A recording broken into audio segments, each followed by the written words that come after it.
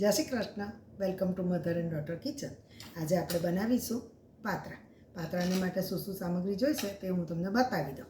આ છે ચણાનો લોટ, આ છે ચોખાનો લોટ, આ છે ધાણા જીરું, હળદર, હિંગ, મીઠું, અજમો, તેલ, આદુ મરચાંની પેસ્ટ, લીંબુ, ગરમ મસાલો, ગોળ, તલ અને કોપરું. એને આપણે આ પાત્રા હવે ધોઈને દાંડા કાપીને રેડી કરીશું. તે હું તમને બતાવું કઈ રીતે કાપવાના તે, કારણ કે એની આ નસો કાઢવામાં આવે છે. નહીં તો પછી નસ સાથે જો આપણે કરીએ તો આપણા ગળામાં દુખે છે, વવરે. દેશી ભાષામાં કહીએ તો ગળામાં ખણે છે, એટલે એના આ દાંડા પણ કાઢવામાં આવે છે. તો ચાલો આપણે આ પહેલાં દાંડા કાઢીને પાત્રા ધોઈને રેડી કરી દઈએ.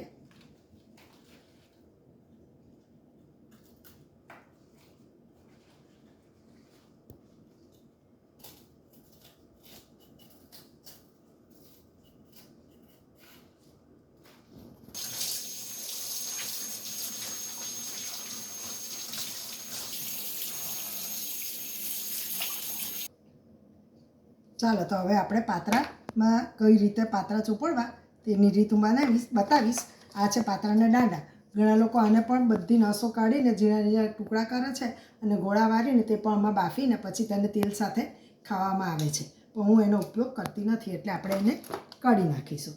આ મેં ટ્રે રાખી છે, એની અંદર પાત્રા મૂકીશું. પહેલાં મેં એને તેલથી ગ્રીસ કરી દીધી છે. આ છે કુકર. કુકરની અંદર આપણે પાણી નાખી દઈશું ને ગરમ કરવા મૂકી દઈએ આપણે, એટલે પાણી ગરમ થતું થાય. આ મેં 2 ગ્લાસ પાણી લીધું છે. હવે એની અંદર આપણે આ કાંઠો મૂકી દઈશું. એની અંદર આ રહ્યા પાત્રાનું મૂકી દઈએ. હવે આપણે પાત્રામાં જે લોટ જોઈએ તે હું તમને બતાવીશ. આ છે ચણાનો લોટ. મેં એક મોટો બાઉલ ચણાનો લોટ લીધો છે. પાત્રાની ક્વોન્ટિટી પ્રમાણે તમારે લોટ લેવો. આ છે ચોખાનો લોટ. ચોખાનો લોટ વધારે નથી લેતી, ઘણા જુવાનો પણ લોટ નાખે છે, પણ હું મોટે ભાગે ચણાનો લોટ જ વધારે ઉપયોગ કરું છું. હવે એની અંદર નાખીશું આપણે આદુ મરચાંની પેસ્ટ.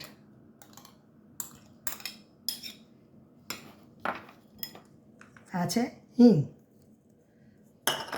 આમાંથી આપણે હળદર નાખીશું.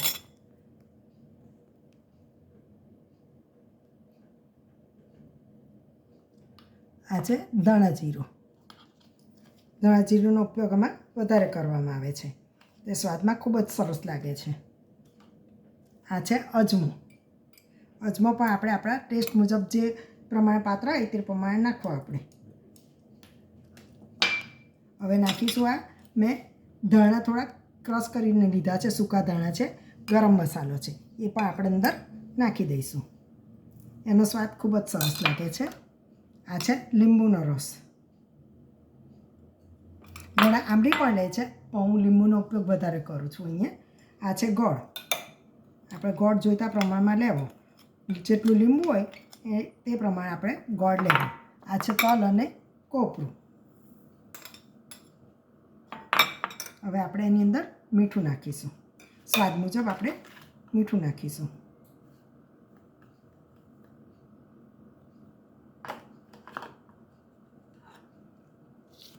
હવે આ અંદર તેલ મૂકી દઈશું. 3 થી 4 ચમચી આપણે તેલ જોઈશે. તો ચાલો આપણે હવે એને બધું મિક્સ કરી દઈએ. પછી પાણી નાખીને આપણે એને લોટ તૈયાર કરીશું.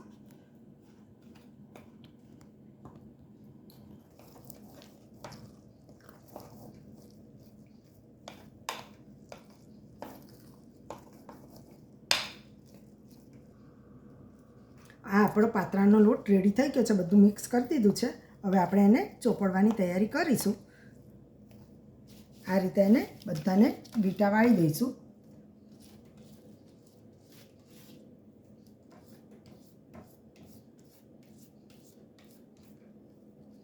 મોટા હોય તો 2 લેવાના, નાના હોય તો 3 લેવાના, એટલે સહેલાઈથી તો ચડી જાય પાત્રા. બહુ 4-5 પાત્રા લેવાથી ચડવામાં બહુ વાર લાગે છે.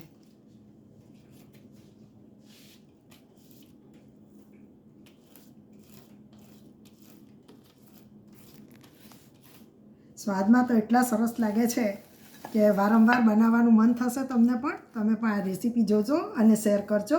તો મને બહુ આનંદ થશે. જો હવે આ રીતે પાછું એક પડ આવી રીતે વાળી દેવાનું, એના ઉપર પણ પાછો લોટ ચોપડી દેવાનો આ રીતે.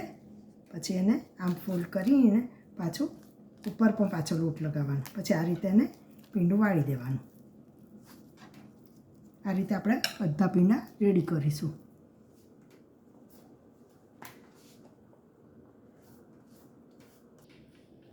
ઘણામાં દાળ કણકીનો લોટ પણ લે છે, ઘઘરો લોટ પણ લે છે, પણ મેં ઝીણો ચણાનો લોટ અને ચોખાનો લોટ બે જ લોટ મિક્સ કર્યા છે. નથી જુવારનો લોટ લીધો, નથી બીજો કોઈ લોટ લીધો મેં. પણ એટલા સરસ થાય છે કે મોઢામાં સ્વાદ રહી જાય. ઘણા એને કાચા પણ કાપીને ક્રિસ્પી તળી શકે છે, અને બાફા પછી પણ તમે એને તળી શકો. બાફેલા પણ લોટ તેલ સાથે ખવાય છે. જેને જે રીતે ઠીક લાગે તે રીતે તેનો ઉપયોગ કરવો.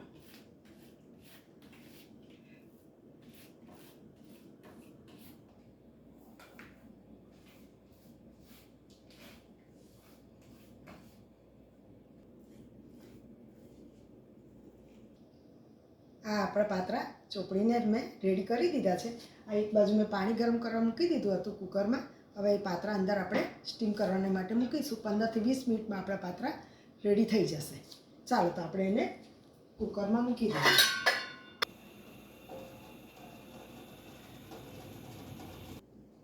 આ આપણું પાણી અંદર ઉકળવા લાગ્યું છે. હવે આપણે અંદર ડીશ ઓલરેડી ગ્રીસ કરીને મૂકી દીધી છે, તો આપણે એની અંદર પાત્રા મૂકી દઈશું.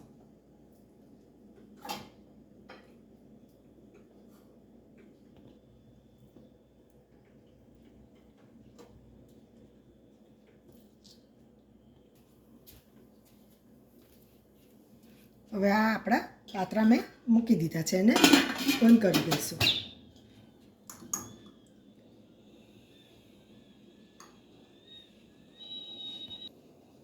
આપણા પાત્રા કુકરમાં બફાઈ રહ્યા છે. બફાઈ જાય એટલે હું તમને બતાવીશ બહાર કાઢીને કે કેવી રીતે અંદર ચપ્પુ ખોસી જોઈએ. ચપ્પુ ક્લીન નીકળે તો આપણે માનવાનું કે આપણા પાત્રા રેડી થઈ ગયા છે. ઘણા લોકો એને બાફેલા પાત્રામાં તેલ મૂકીને કાપીને પણ ખાઈ શકે છે. કાંદા અને મેથીનો વઘાર કરીને પણ તેને વઘારેલા પાત્રા તરીકે પણ ઉપયોગ કરી શકે છે. અને ઘણા સેલો ફ્રાય કરીને પણ ઉપયોગ કરી શકે છે. ઘણા તળીને પણ ખાય છે. અનેક રીતે એનો ઉપયોગ થાય છે. તમને જે રીતે લાગે તે રીતે તમારા પાત્રા ખાવા. હવે આપણે આ કુકર ખોલીને જોઈ લઈશું કે થઈ ગયા કે નથી થયા. એને આ ચપ્પુ આપણે ચપ્પુની અણીથી જો ક્લીન નીકળે છે એટલે આપણા પાત્રા રેડી થઈ ગયા છે. તો આપણે એને ગેસ બંધ કરી દઈશું. હવે એને બહાર કાઢી લઈશું.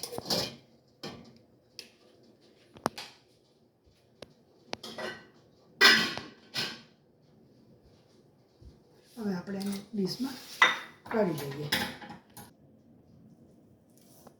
હવે આપણા આ પાત્રા રેડી થઈ ગયા છે. ઠંડા પડે પછી હું તમને કાપીને બતાવીશ. આપણે સેલો ફ્રાય કરીશું, ને કાં તો વઘારી કાઢવા તો વઘારી કાઢવાના. ઘણાને કાંદા અને મેથી નાખીને પણ વઘારેલા ભાવે છે. લીંબડી પણ નાખે છે ઘણા. પછી તલ અને કોપરું બધું ઉપર કોથમીર નાખીને આપણે રેડી કરીશું. હવે આ આપણે પાત્રા કાપી લઈશું. ગરમ છે એટલે હજી થોડા ઠંડા પડે પછી વધારે સરસ કપાય. આ ગરમ છે તે જ હું કાપું છું એકદમ. હવે આપણે આ પાત્રા તરવા માટે મૂકી દઈશું.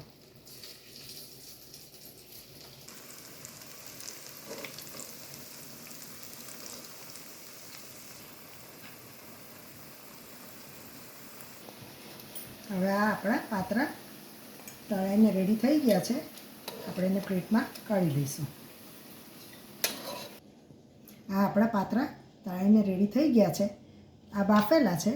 એમાં મેં કોથમીર નાખી છે. કોપરું પણ તમે નાખી શકો છો, વઘારી પણ શકો છો, અને તેલ કાચું મૂકીને પણ તમે ખાઈ શકો છો. ને આ ફ્રાય કરેલા છે. Enjoy the patra. Thank you for watching. Share કરજો.